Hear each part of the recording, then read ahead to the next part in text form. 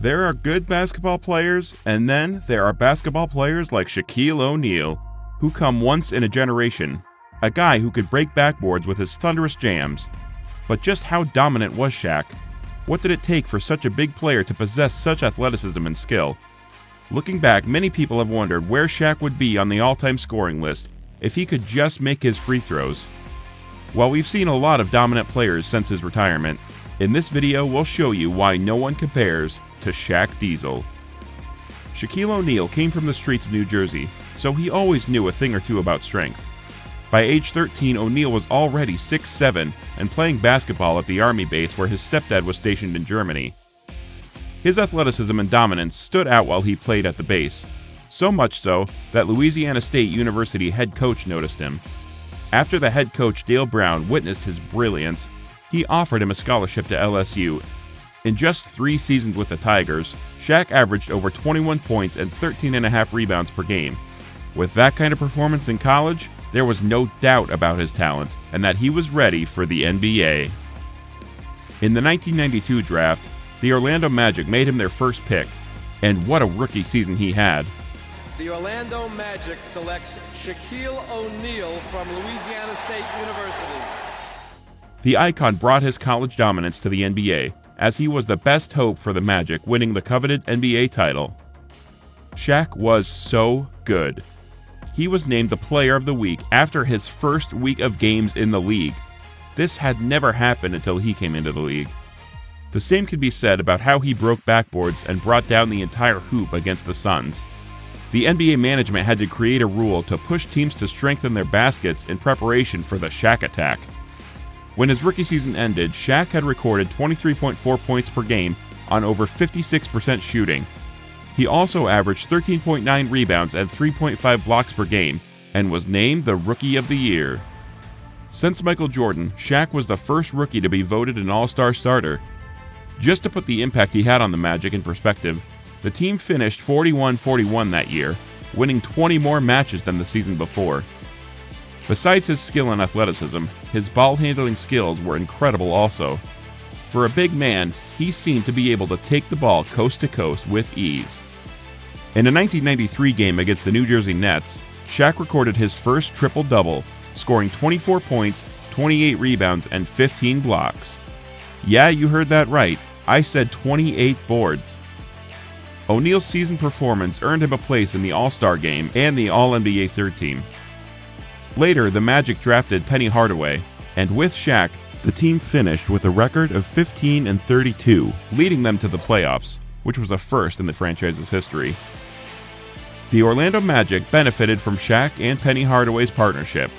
The duo took what was the NBA's doormat and made them into a perennial playoff team. They even got to the NBA Finals, but couldn't get past Olajuwon and the Houston Rockets. During the 94-95 season, O'Neal recorded over 29 points per game, which was his best for the team. Looking back, one could argue that he played some of his best basketball with the Magic, and all that was missing was a championship. Let's give him some credit. His performances were nothing short of iconic, as he put the franchise on his back and carried them through 4 seasons. But apparently, Shaq's personality on and off the court was too big for Orlando, so he left. After leaving Orlando Magic, Shaq joined the Lakers for $121 million, and the consensus was that he played his best games in Los Angeles, and that LA was his most dominant phase. Right out of the gate, Shaq's performance with the Lakers was groundbreaking. In his first year, the Lakers recorded a 56-win season, with O'Neal averaging 26.2 points and 12.5 rebounds. O'Neal scored 46 points in his debut playoff game for his new team against the Portland Trail Blazers. That was the Lakers' highest postseason point total since Jerry West scored 53 points back in 1969. Imagine setting a record in your first playoff game with a team. That sounds like something only Superman could do. Even with the injuries, Shaq could still put up 50-point games while helping the team to the Western Conference Finals in his first 2 years with the Lakers. Once the injuries were over, Shaq and Kobe were finally able to form arguably the most explosive duo in the NBA and lead the Lakers to multiple championships from 2000 to 2002. Still in doubt over Shaq's dominance? Well, what he did in the finals from 2000 to 2002 was beyond dominance. After previous defeats at the hands of Michael Jordan's Bulls and Hakeem Olajuwon's Rockets, it seemed right for people to doubt O'Neal's ability to lead a team to a championship. But the critiques couldn't have been more wrong, as Shaq bulldozed everyone on his way to not only one, but 3 straight NBA Finals. In those finals from 2000 to 2002, he averaged 35.9 points, 3.5 assists, and 15.2 rebounds. Those performances earned Shaq 3 straight Finals MVPs. Among those 3 years, some believe that 2001 was the most special, as he and Kobe helped the Lakers to one of the most impressive postseason runs ever. The team went 15-1 in that year's postseason and was only stopped by a historic Allen Iverson performance from ending the 2001 playoffs without a loss. That is not supposed to happen in the NBA, people. The Shaq and Kobe combination was basically a cheat code. This becomes obvious when you combine their points per game, defensive efficiency, and shooting percentage. On their way to winning 3 championships, it seemed like no team had an answer for their game. Regardless of where O'Neal ranks on your GOAT list, his position as one of the most dominant players in the league's history is not up for debate. But how do his stats stack up against the league's greatest names? First, Shaq is ranked 8th on the all-time scoring list with 28,596 points during his career. This is not surprising because we're talking about a man who averaged a minimum of 26 points per night for most of his career. As for rebounds, he's 15th all-time after recording 13,099 rebounds in total.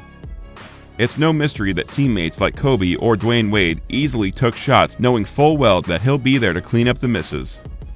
Big Shaq holds the 8th position in the NBA's greatest blockers list with 2,732 blocks. Indeed, attacking the rim was no picnic for opponents, with O'Neal patrolling the paint. O'Neal wasn't the best passer and is ranked as the 216th best in the league's history with 3,026 total assists. However, his biggest problem was weirdly free throws. After getting to the line for 11,152 attempts, he managed only to make 5,900. The infamous hack-a-sack strategy saw the big man head to the foul line about 10 times per game, but he just couldn't hit from the charity stripe consistently. When you're a 7-footer like O'Neal, people wouldn't think you'd be the best free throw shooter, but 52% is just bad. You can only imagine what could have been if he had improved in this category. It's still a great mystery, and many think that he would have been in GOAT territory if he had a better work ethic and made some more free throws. During an interview in 2015, Shaq revealed that he had 3 major regrets, and they are missing 5,000 free throws, not passing up Wilt Chamberlain in points, and not being higher on the scoring list. But what do other NBA legends have to say about Shaq's career? Many great NBA stars have come out to say how amazing he was. When LeBron was asked about Shaq, he said, "I think in my lifetime he's the most dominant player I've ever seen." Allen Iverson revealed that nobody could touch Shaq, and that they used to call him Little Shaq because at his size he was also dominant like O'Neal. David Robinson, speaking about Shaq, said, "When Shaq came into the game, he had such a great passion and enthusiasm for the game. With size, mobility, and strength, it really was something we hadn't seen." Many NBA legends have declared Shaq the most dominant player and praised his work ethic.